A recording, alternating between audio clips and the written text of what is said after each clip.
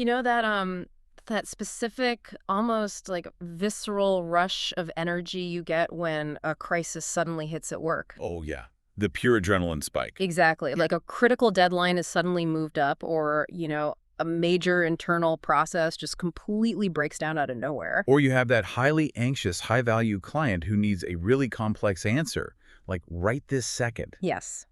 And the physical room, or I guess these days the digital group chat, just goes completely quiet. Everyone's just metaphorically frozen. Right. They're looking around, trying to figure out who is going to, take the heat. And then you step in. The hero moment.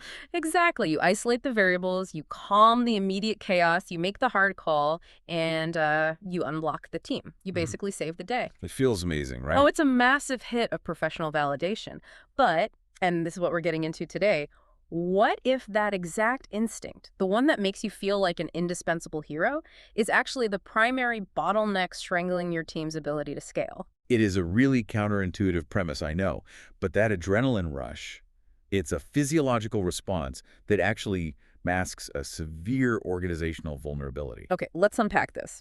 Because today we are diving into a text called From Firefighter to Architect, Leading Beyond the Urgent. It's a fascinating read. It really is. And the mission of our deep dive today is to basically deconstruct why relying entirely on those heroic problem-solving instincts might be quietly destroying your long-term productivity. Yeah, we need to look at the mechanics of this shift.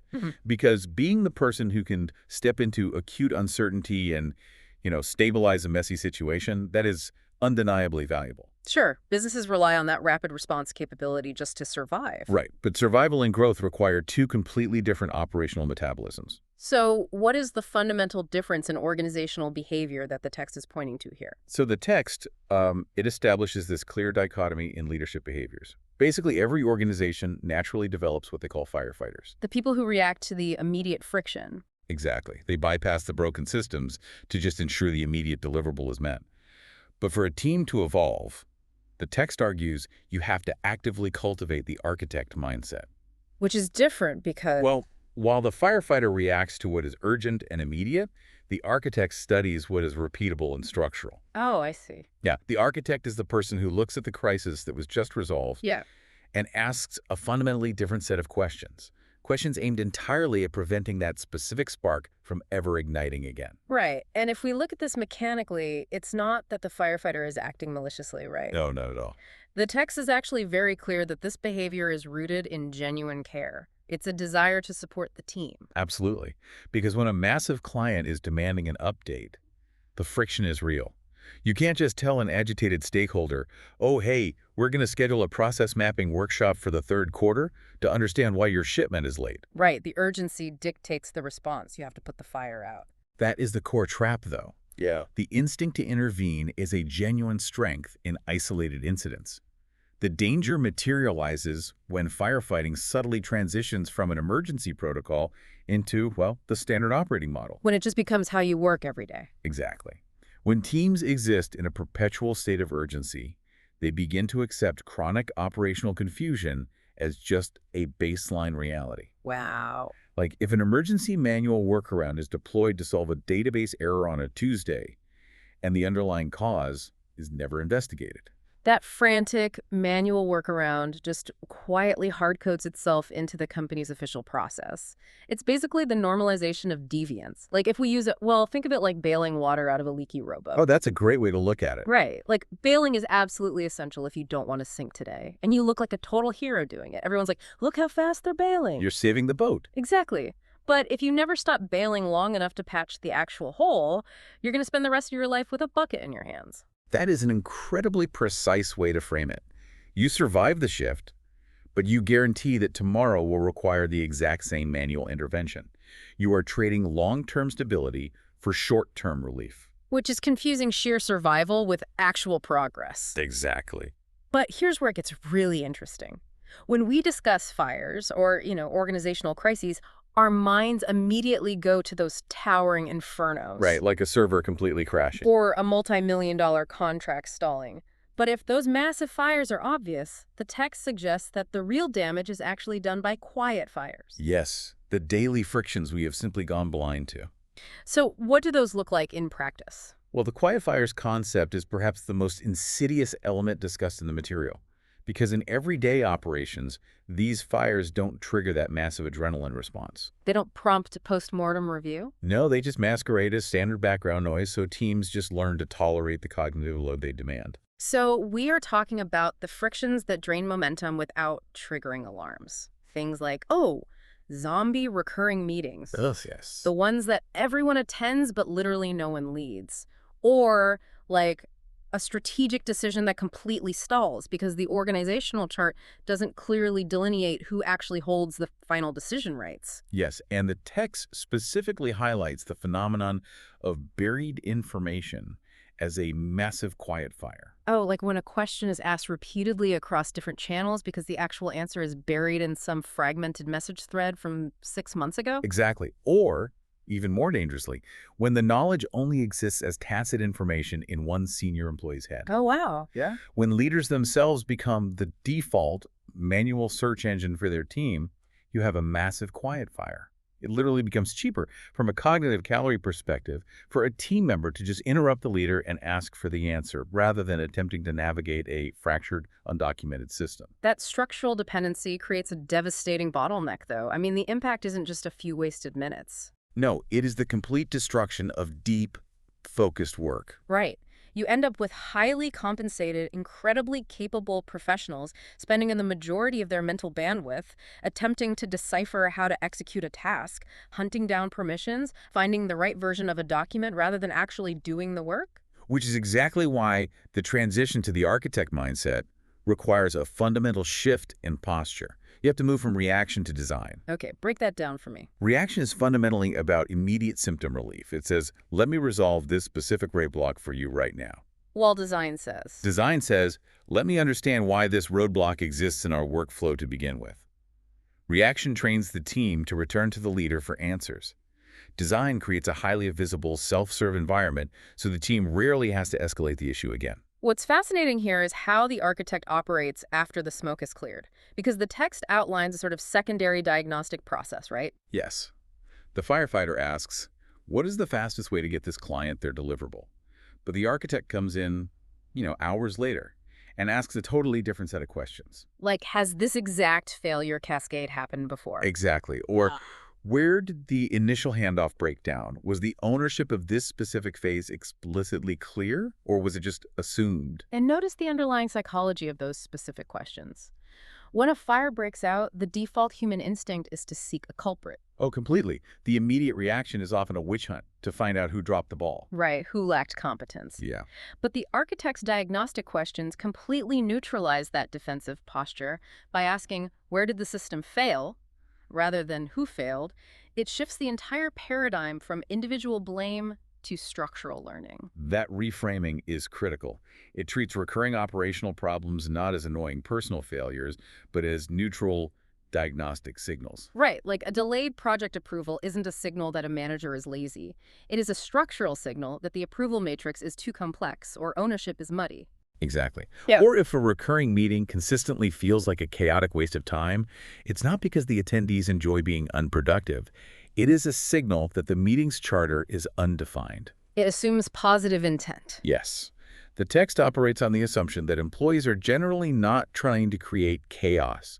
They're simply trying to navigate their day with the limited, fragmented information provided to them. And the architect's function is to analyze that friction and smooth the path. Precisely. Now, that theoretical framework sounds incredibly healthy. Treating problems as signals, designing elegant workflows, it makes perfect sense in a vacuum. But we have to look at the reality of execution. If I am managing a division that is sprinting to meet a quarterly target, I cannot halt production to build a comprehensive, bulletproof governance structure every single time two employees have a minor miscommunication. it sounds exhausting. It sounds like it would replace an execution bottleneck with an administrative bottleneck. If I have to stop and build a system for every minor thing, I will literally never get any actual work done. That is a highly practical concern. And the source material counters that exact hesitation with a framework it calls the third time rule. The third time rule. Okay, it acts as a cognitive filter to prevent over-engineering. Basically, the rule dictates that the first time an unexpected failure occurs, it is treated as an anomaly. So you just fix it and move on. Exactly. You apply the manual workaround, put out the fire, no big deal. The second time that identical failure occurs, it is treated as a coincidence. You might make a mental note, but you still don't halt production to redesign the system. But the third time? By the third time a specific friction point emerges, it is statistically graduated from an anomaly to a pattern. It is the workflow itself, raising a flag, asking to be redesigned. Okay, that makes so much sense. It gives leaders explicit permission to ignore one-off errors while providing a clear threshold for when architectural intervention is actually warranted. Exactly. You don't need a massive governance project for a surprise, but a repeating pattern demands a structural response. And that filter drastically reduces the administrative burden, which brings up how we actually define architecture in this context. Because people hear architecture and they panic. Right. There's a tendency in corporate environments to conflate system design with, like, massive software procurement. They envision a 6-month integration process for a new tool or the creation of a 100-page standard operating procedure manual that immediately becomes obsolete. Which is the exact opposite of what the text advocates.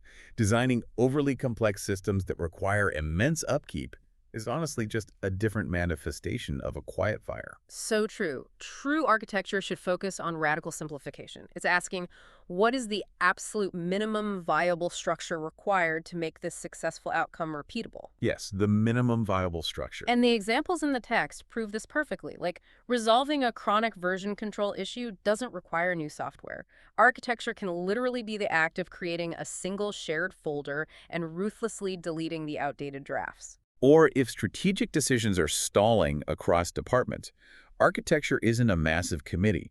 It is simply documenting one individual's name as the final decision owner. Exactly. A standardized intake form is architecture. A pre-flight checklist for a product launch is architecture. Even just establishing a shared definition of what the word complete means for a specific department is architecture. It's just about creating low-friction rails that guide behavior naturally. Rather than relying on constant managerial enforcement. But here's my question. If the actual implementation of these systems is that lightweight, if we are literally just talking about checklists, clarifying decision rights, creating shared folders, why is this transition so universally difficult for leaders to make? Because the barrier is not technical. It is deeply psychological. The hero complex. Exactly. We touched on the neurochemistry of the crisis earlier. If you have spent your career as the ultimate escalation point, the individual who possesses all the historical context, who knows the hidden workarounds, who can personally salvage a doomed project, that utility becomes deeply intertwined with your professional identity. yes, being the organizational savior provides a continuous loop of validation. Because the firefighter receives public praise and tangible proof of their value every single day. Thank you for saving us. Right. But the architect operates invisibly. You don't get a medal for preventing a fire that never happened. Wow. It really is the difference between pulling someone out of a burning building, which is highly visible heroics, versus spending weeks updating municipal fire codes. Which is entirely thankless, but scales to protect thousands. That is a profound distinction. And the text emphasizes that while being the central hub of all problem-solving feels supporting in the short term, it fundamentally cripples the organization in the long term. Because you become the bottleneck. Exactly. When a leader becomes the default routing mechanism for every minor decision, they inadvertently transform themselves into the system itself. So the entire operational velocity of the team becomes hard-capped by that single leader's available time. Yes.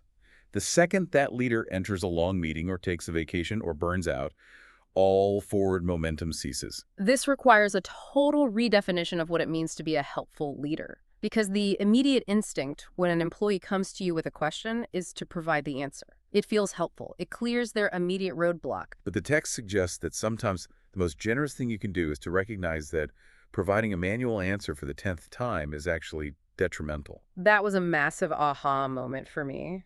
The mature leadership response is to recognize the pattern, pause the transaction, and document the solution so that the 11th person never even has to ask the question. It is a shift from providing individual episodic heroics to providing scalable systemic support. That is leadership maturing. If we connect this to the bigger picture, though, this level of maturity also recognizes that architecture shouldn't belong to just one person. It requires a distributed, shared culture. Absolutely. Because the leader is rarely the person experiencing the granular friction. The most robust systems are constructed by the practitioners who navigate them daily. The person closest to the work knows exactly which forms are confusing or where handoffs break. Right. The executive might see the macro-level delay, but the frontline employee knows the specific field on the intake form that's poorly phrased. The leader's role is just to create the psychological safety and allocate the resources for the team to build the system. And that introduces the final and maybe most difficult variable, protecting time. Oh, yes. Because to harness that frontline knowledge and build those structures, you have to relentlessly protect the time to do so. And in any corporate environment, unstructured time is always the very first casualty of perceived urgency. It is a classic resource allocation trap. When a team is overwhelmed, the immediate choice is always to rely on the manual workaround just to survive the day. Stepping back to analyze the system feels like an impossible luxury. But the text is uncompromising here. Building structural architecture is not an aspirational task reserved for some mythical someday when things slow down. Because they never slow down. Exactly. New priorities will constantly backfill any available capacity. So system design must be integrated as a non-negotiable component of today's workflow. Even if that means allocating just 5 or 10 minutes during a project retrospective to identify one single point of failure and document a guardrail. Designing a slightly more efficient tomorrow is a foundational responsibility of the work you do today. That incremental approach is how you outpace the friction. You can't pause the entire company to rebuild the engine, but you can systematically replace the failing components while it continues to run.